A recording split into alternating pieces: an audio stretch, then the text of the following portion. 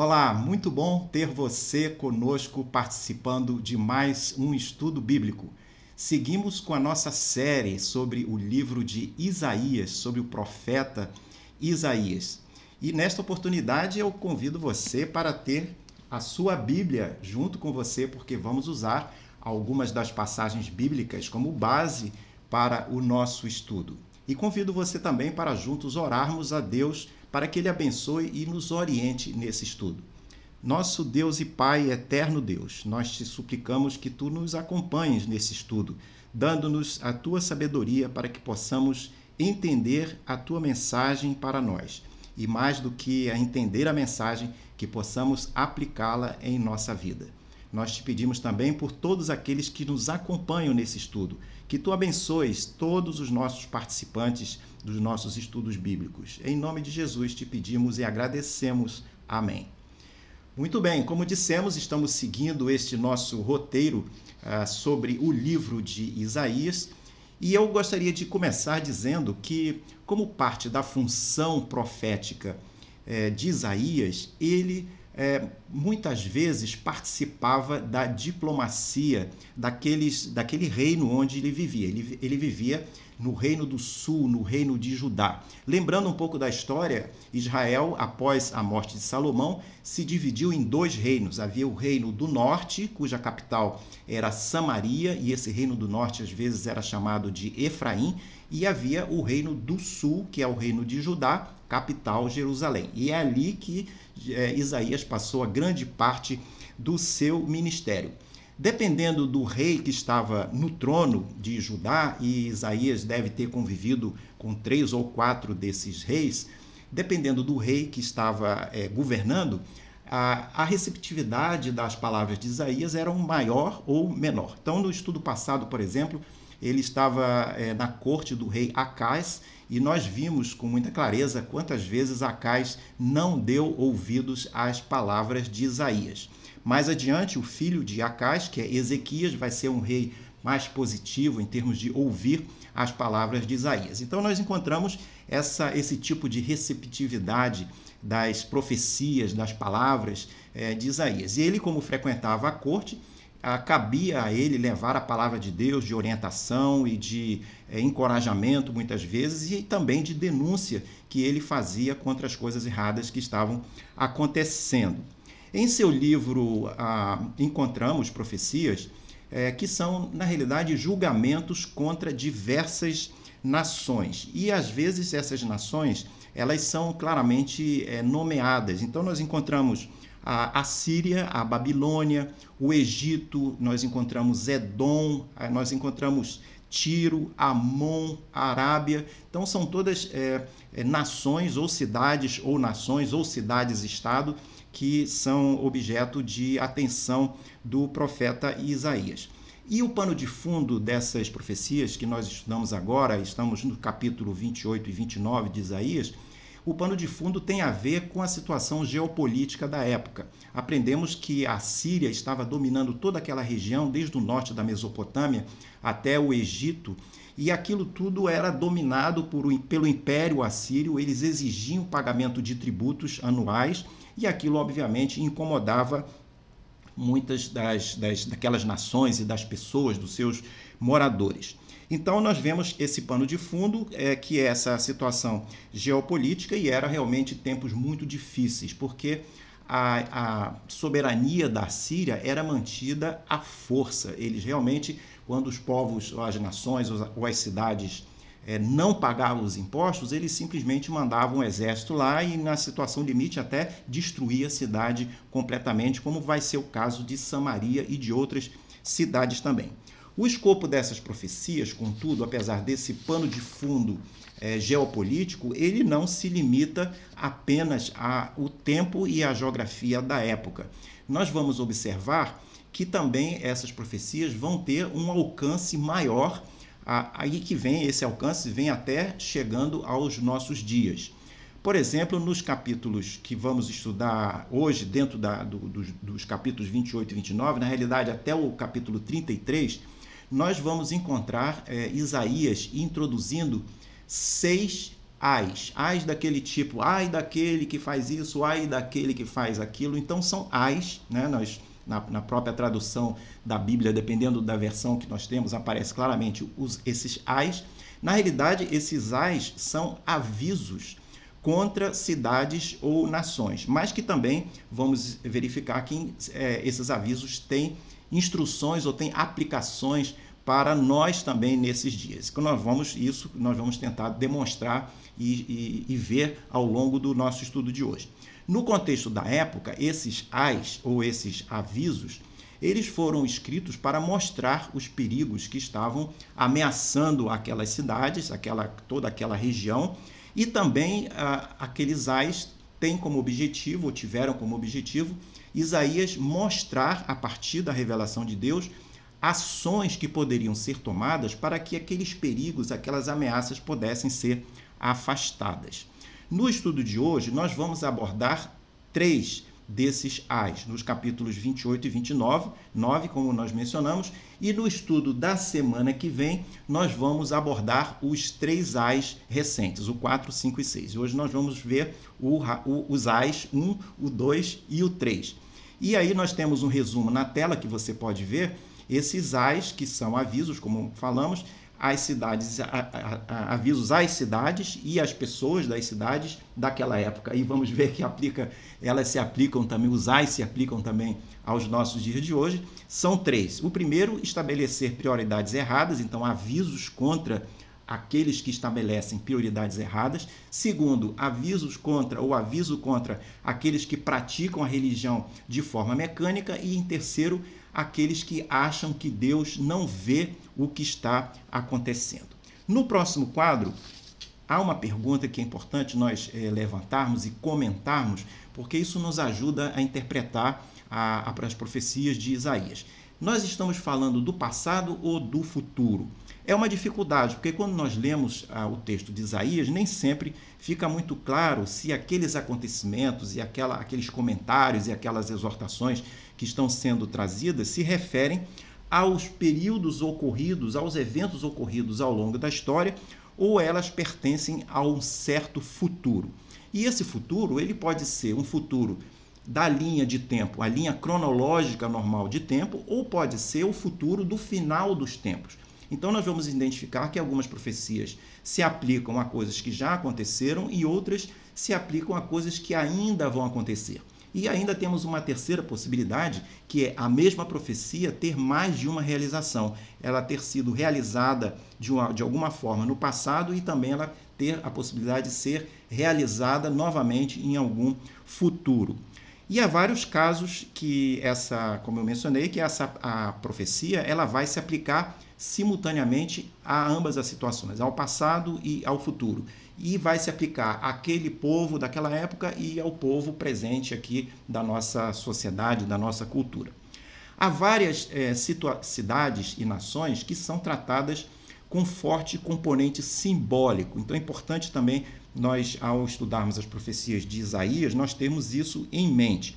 Em termos de cidades e nações, por exemplo, nós temos o caso da Babilônia. Então, a Babilônia era um império, como nós mencionamos, era também uma cidade fortificada, mas ela também tem um simbolismo. Ela passa, em termos simbólico, a transmitir a ideia da maldade espiritual e da corrupção. Quando nós vamos lá no livro do Apocalipse, o nome da Babilônia aparece várias vezes. Mas ali, a Babilônia que aparece não é a Babilônia histórica, é a Babilônia simbólica, dentro desse sentido de maldade espiritual e corrupção. Outras cidades e nações também são citadas e têm esse mesmo mecanismo. Então, por exemplo, a cidade de Moabe, Edom, Amon, a Arábia, elas também são citadas e elas possuem um simbolismo próprio. Elas têm a ver, elas são sinônimos de ciúme, luxúria, raiva e inveja. Todas as listas, ou parte da lista, que aparece lá nas obras da carne, lá no Novo Testamento, citadas por Paulo em Gálatas 5, 19 a 21. Existe uma lista de várias coisas ruins, e dentre essas coisas ruins tem o ciúme, a luxúria, a raiva e a inveja, que são os sinônimos, né, ou são os simbolismos que essas cidades que eu citei agora apresentam. Ainda nós temos, em termos de cidades e nações, temos outras duas que vale a pena nós considerarmos, que também têm significados simbólicos. A cidade de Tiro e a cidade, ou a nação do Egito, melhor dizendo.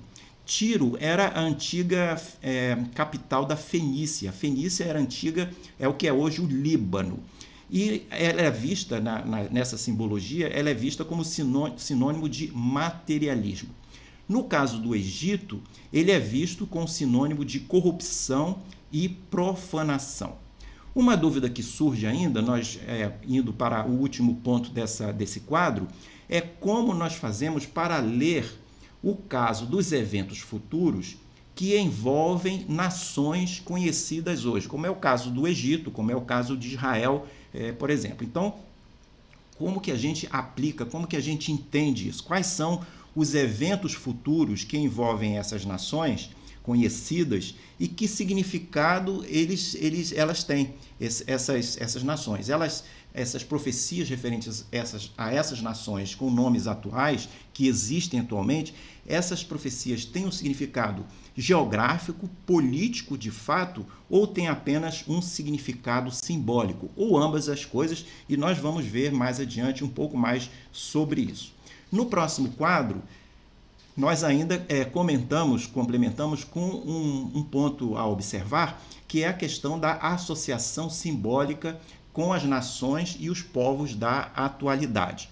Comentamos que Isaías, então, apresenta várias profecias que são julgamentos contra diversas nações, das quais algumas delas existem até hoje. Então, a pergunta é como que nós fazemos a leitura, como que nós aplicamos a profecia, como nós interpretamos a profecia.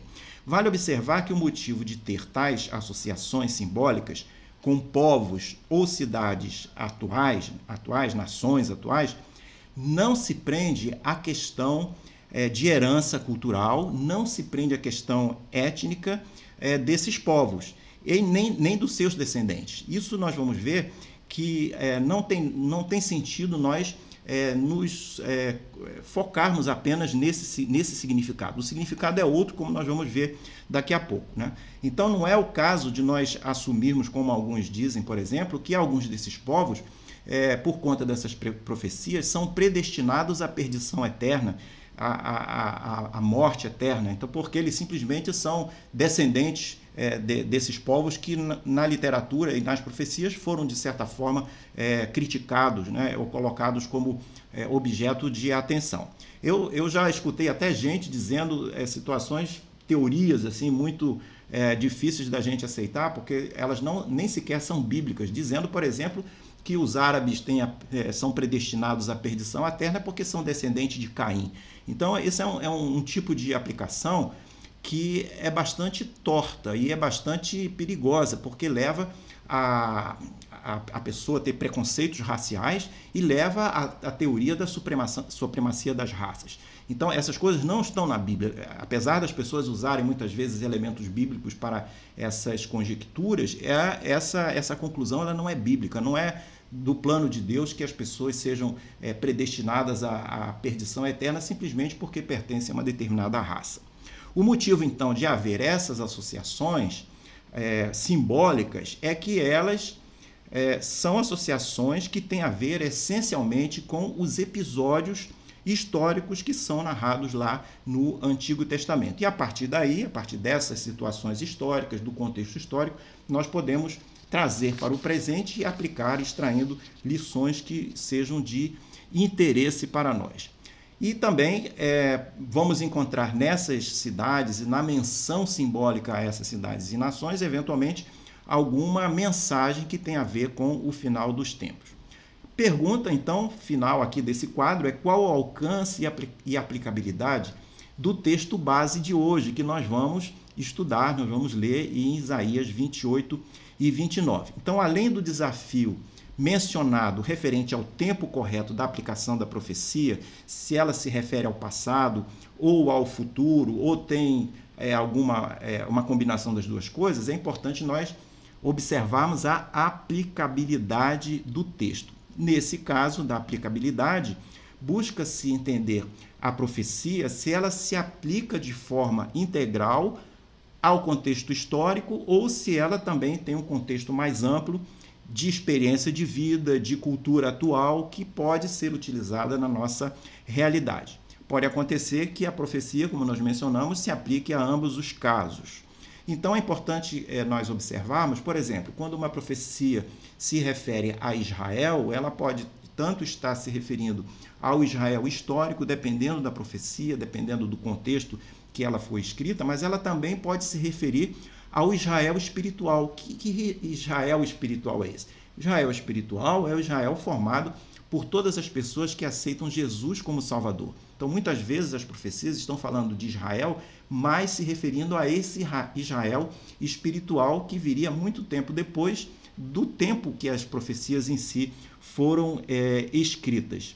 Nos capítulos 28 e 29, que nós vamos abordar nesse estudo, nós vamos encontrar, então, esses 3 primeiros ais contra cidades e nações da época, mas que também podem ser vistos como exortações feitas para nós hoje, nos nossos dias. É isso que nós veremos a seguir, começando no próximo quadro com o primeiro ai. O primeiro ai se refere à cidade de Samaria e tem como tema a questão das prioridades erradas. E daqui a pouco nós vamos ler o texto para servir como base a nossa reflexão. Mas antes, é importante nós observarmos que, como mencionado, Isaías já profetizara que Samaria cairia sobre o domínio assírio. Esse texto dessa profecia deve ter sido escrita em 725 a.C. E a queda de Samaria ocorre no ano 722 ou 721. Então nós vemos que a profecia é de curtíssimo prazo. Ela acaba se realizando em 3, 4 anos, logo a seguir, após ela ter sido promulgada. O profeta, naquela época em que ele escreve essa profecia, ele estava muito preocupado com a questão geopolítica e com a postura dos pensadores e dos políticos do reino de Judá, porque eles estavam adotando uma política derrotista. Eles estavam ignorando a palavra de Deus, eles estavam ignorando as recomendações do Senhor e eles mesmos estavam tentando estabelecer uma estratégia de sobrevivência dentro daquele ambiente dominado pelo Império Assírio.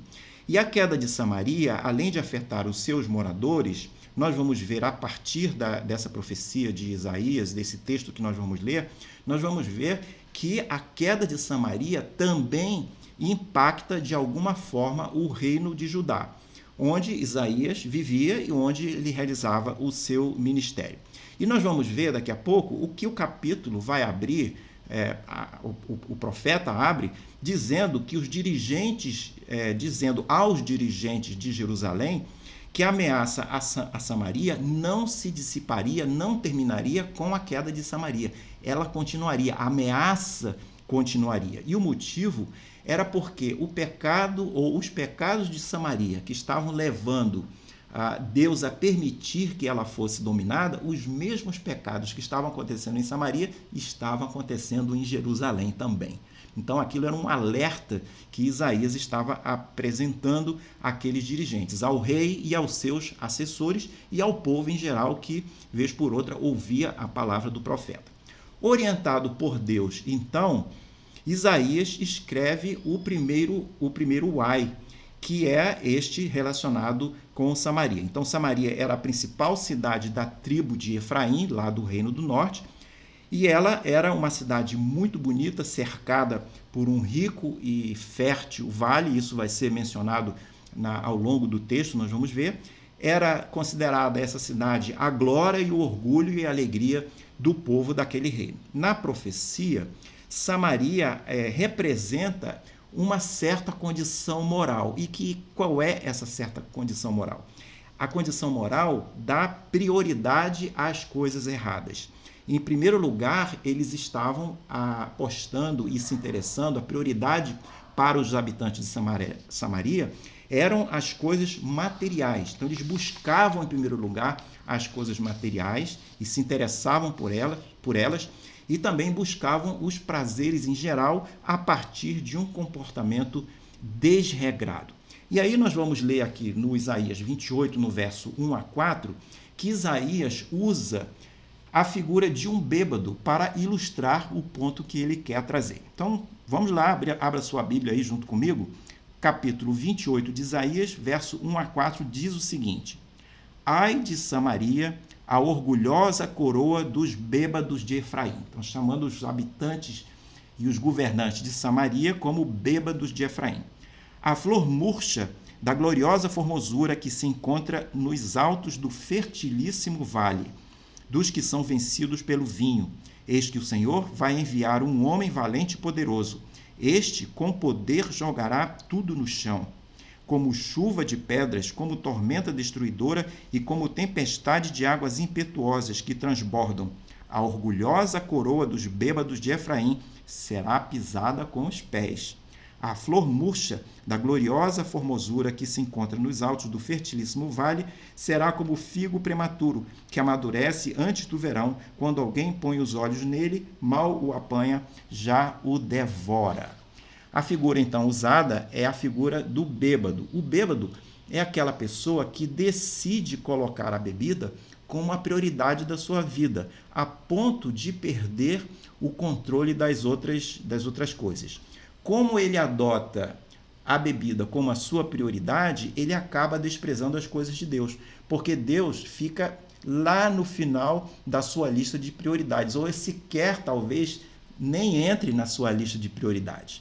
Então, esse comportamento que Isaías está revelando, está enfatizando, era um comportamento que era uma constante entre os moradores de Samaria. E é um comportamento que também continua a ocorrer até hoje em nosso meio.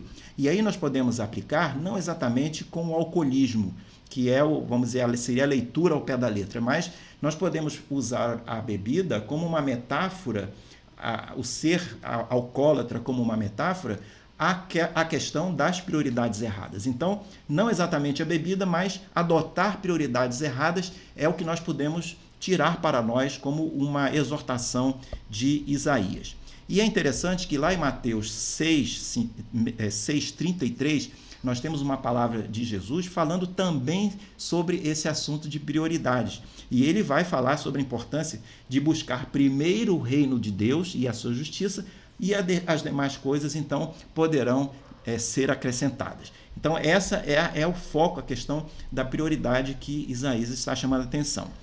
No verso 7, mostra a profecia se aplicando também a Jerusalém. Então, esse é o ponto que Isaías vai mostrar. Como eu mencionei antes, olha, pessoal de Jerusalém, o que está acontecendo lá com Samaria, cuidado, porque a causa original, que é os bêbados de Samaria, também estão acontecendo, também estão ocorrendo aqui em Jerusalém. Então, o verso 7, 28:7, é muito claro sobre isso quando ele diz: mas há outros que cambaleiam. Que outros? Ele estava falando a Samaria, agora ele está falando a outros que outros, Jerusalém. Há outros que cambaleiam por causa do vinho, e não podem ficar em pé por causa da bebida forte.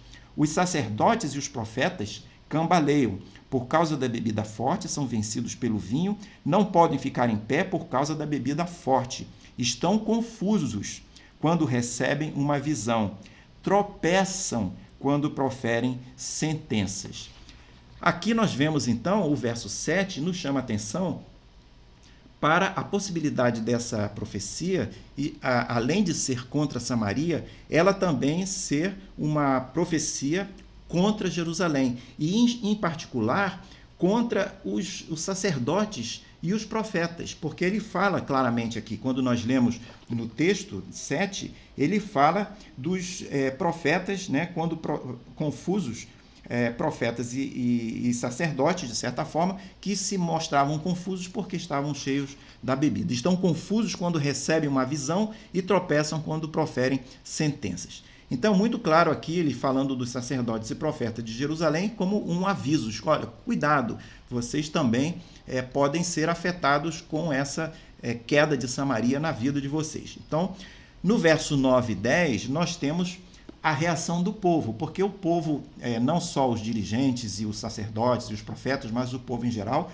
ouvia as palavras de Isaías, que eram sistematicamente colocadas. Ele estava insistindo naquilo porque eles não estavam ouvindo. E no verso 9 e 10, nós temos a reação, a descrição da reação do povo. O que o povo dizia a essas insistentes palavras de Isaías? O texto do verso 9, 28, 9, diz o seguinte: eles dizem, ele quem? O povo de Jerusalém. A quem ele quer ensinar um conhecimento? E está se referindo a Isaías. E a quem ele quer explicar a mensagem? Quer explicar a mensagem a crianças desmamadas e aos que acabaram de ser afastados do seio materno? Porque nos fala como a crianças, repetindo palavras e frases. Uma palavra depois, mais outra, um pouco aqui, um pouco acolá. Pois bem, aí vemos no verso 11 a reação de Isaías. Isaías estava dizendo, pois bem, vocês estão achando que eu estou repetindo, que não estão ouvindo a minha palavra, mas olha só o que vai acontecer. O Senhor Deus vai falar a vocês. Aí no verso 11, Isaías diz, pois bem, por meio de lábios zombeteiros e de uma língua estranha, o Senhor falará a esse povo. Isaías registra no verso 11 que, dada a teimosia do povo em escutar o que ele estava trazendo, eles ouviriam do próprio Senhor uma exortação e uma palavra de crítica ao que estava acontecendo. E ele se refere a uma língua estranha ao povo. O que significa isso?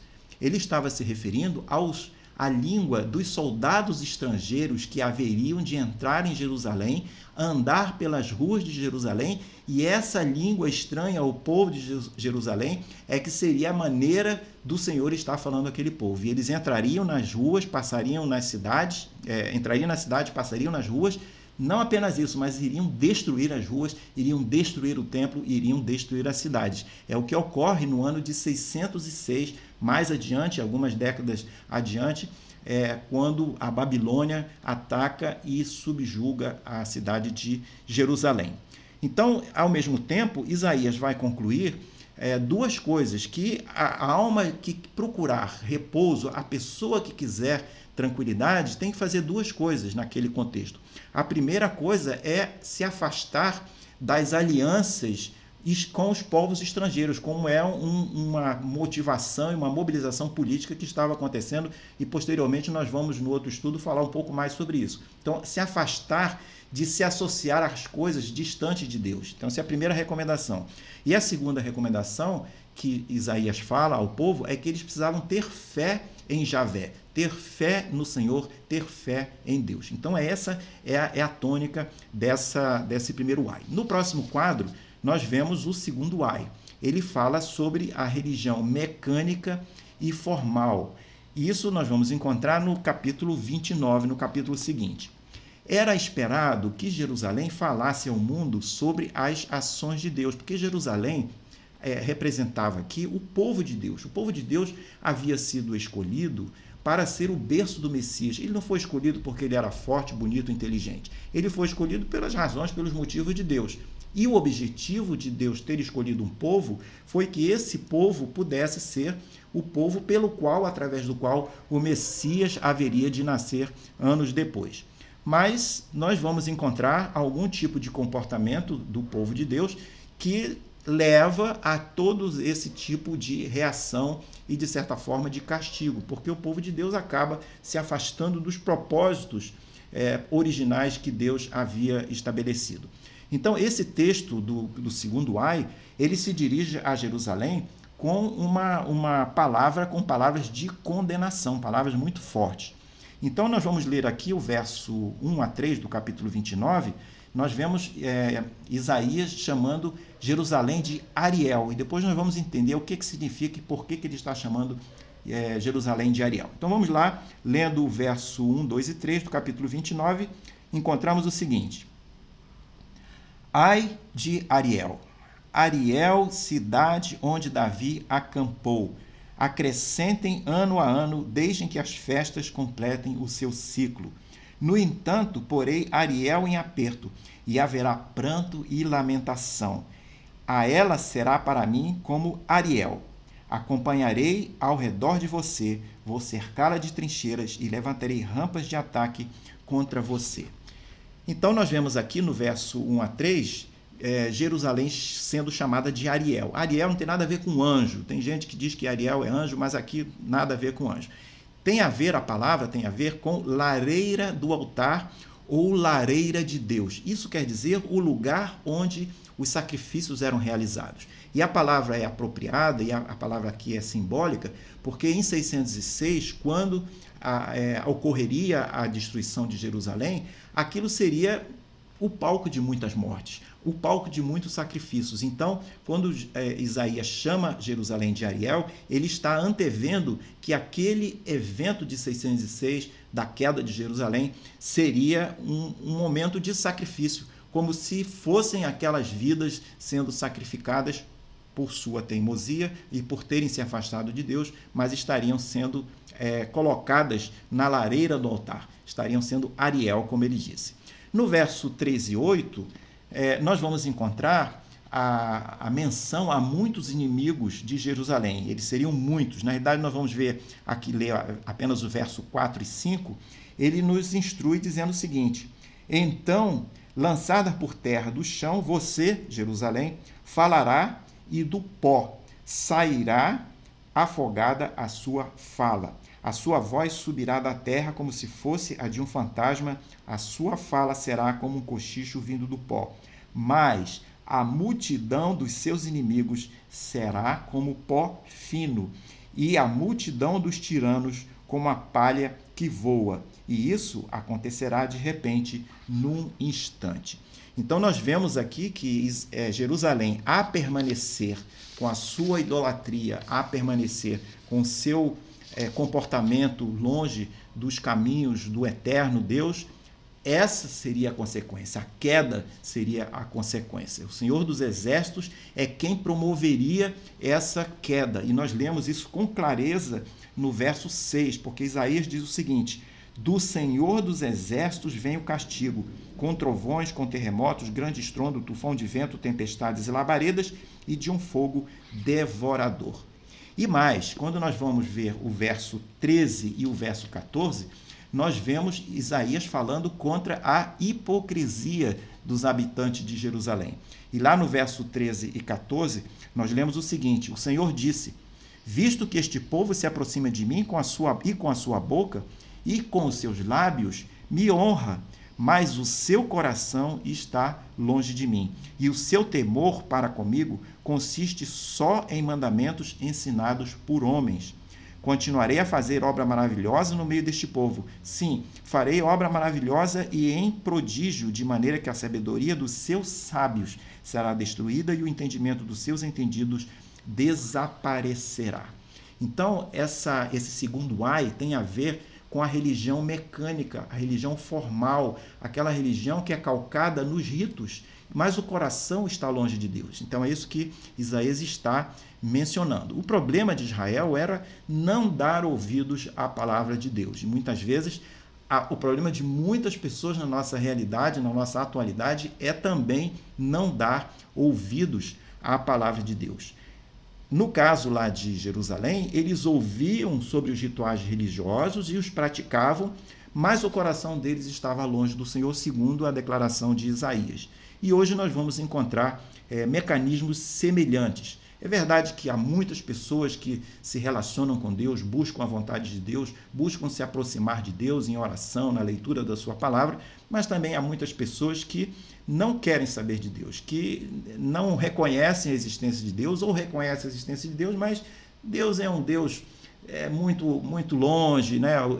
É a energia do universo, não é um Deus pessoal, é um Deus muito distante. E aí isso nos faz refletirmos sobre como que nós nos relacionamos com Deus, né? Já aprendemos em outra oportunidade que a percepção que nós temos de Deus molda o nosso relacionamento com Ele.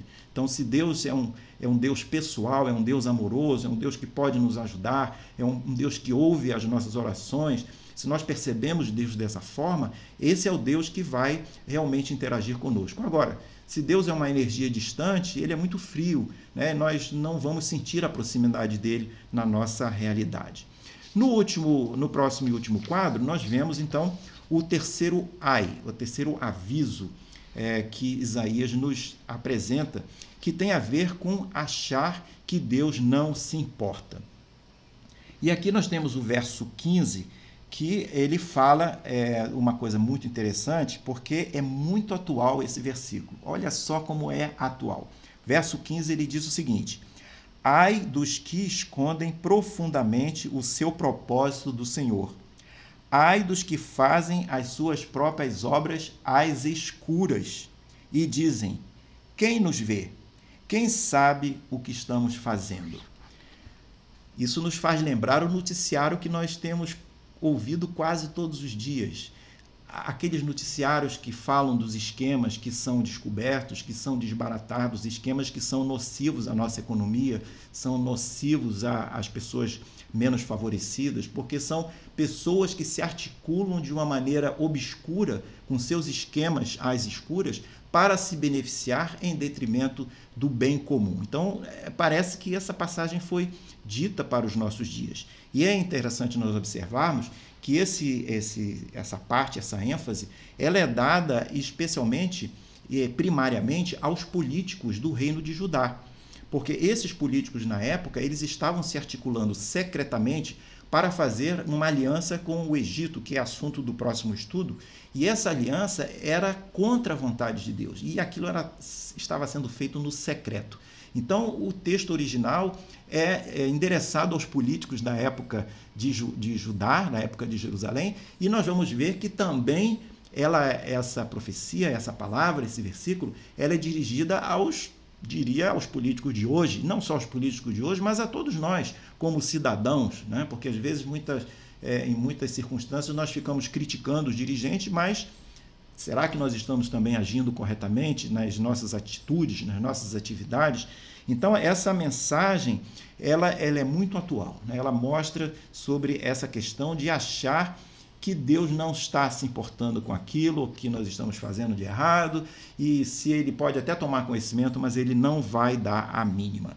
Então, para muitos, Deus é alguém muito ocupado, que não está dando atenção para as coisas que estão acontecendo, e Deus não está se importando, e eu vou seguindo, né, fazendo tudo que eu acho de errado que eu posso fazer, me beneficiando com aquilo, ignorando as consequências daquilo, né?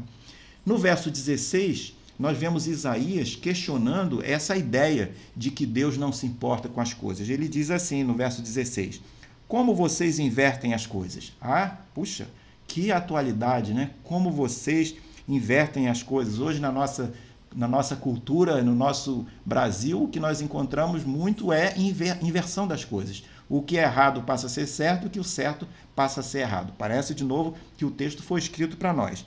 Como vocês invertem as coisas? Será que o oleiro é igual ao barro? Pode a obra dizer ao seu artífice: ele não me fez? Pode a coisa feita dizer do seu oleiro: ele não sabe nada? Na linguagem de hoje, será que Deus não conhece os detalhes de cada um, o que cada um está fazendo? Deus também, podemos concluir aqui, é alguém que nos dá oportunidade e nos perdoa. Deus é um Deus de retidão. Nós vemos aqui as ações de Deus procurando punir aquilo que está muito errado, também procura trazer as pessoas de volta para os seus caminhos. Então, é um Deus de retidão, de justiça, sabe o que cada um faz, mas é um Deus também que dá novas oportunidades. E no verso 18 e 19, nós lemos uma sinalização de Isaías em relação a essas novas oportunidades.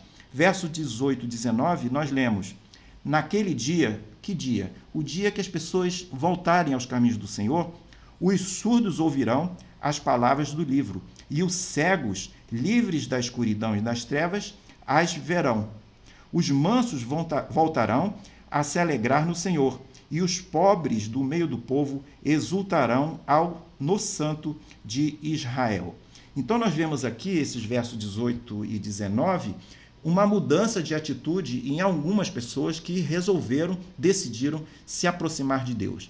E em vez de confiança no seu próprio orgulho, nas suas próprias decisões, como muitos estavam fazendo naquele tempo e muitos fazem hoje também, os que levam essas pessoas a viverem a sua vida de uma maneira afastada do Senhor, eles mudam, né? Na expectativa de Isaías, essas pessoas mudam. E quando essas pessoas mudam, quando elas resolvem se aproximar dos caminhos do Senhor, os surdos passam a ouvir as palavras do livro e os cegos ficam livres da tristeza e da escuridão e passam a enxergar os planos de Deus. Então essa é a previsão, é o desejo e é o apelo que Isaías faz aos seus leitores.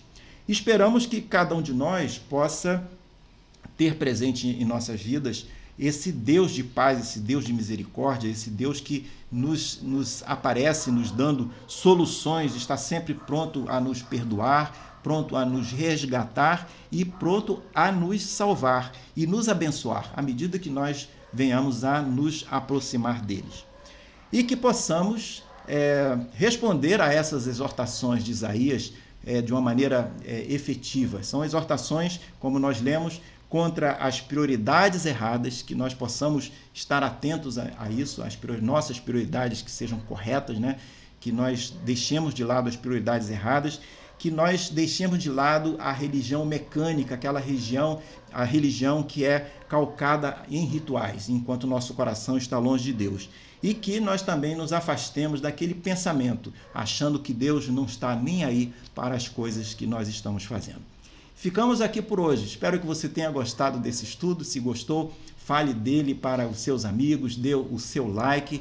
E eu espero que você tenha uma excelente semana e espero que na próxima oportunidade possamos dar seguimento ao nosso estudo do livro de Isaías, nos capítulos subsequentes, seguindo nesses 3 Ais, no Ai número 3, no Ai número 4 e no Ai número 5.